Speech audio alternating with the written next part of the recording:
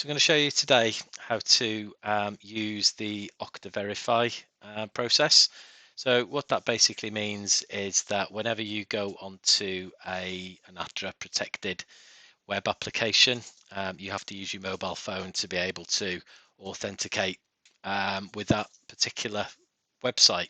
It just adds a layer of security. Only the person with that phone and your login credentials can log into that website or that web app. So it just gives us that extra layer of protection. It's very easy to use once you've set up. So I'm just going to show you how to actually use it today.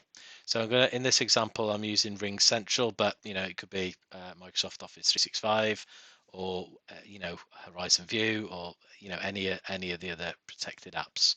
So I'm going to sign in first of all in the usual way using my email address.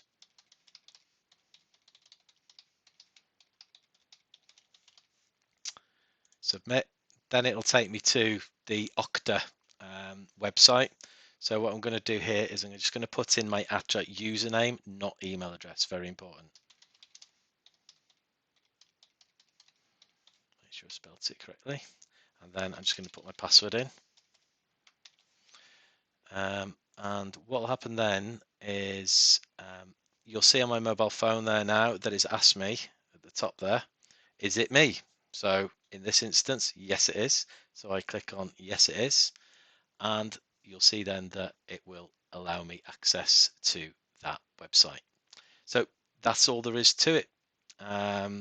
You log in, your phone will alert you that somebody's trying to log in. If that's you, you click on yes. If it isn't you, very important, click on no and report that to the IT team immediately.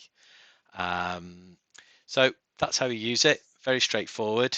Hope you've enjoyed this video.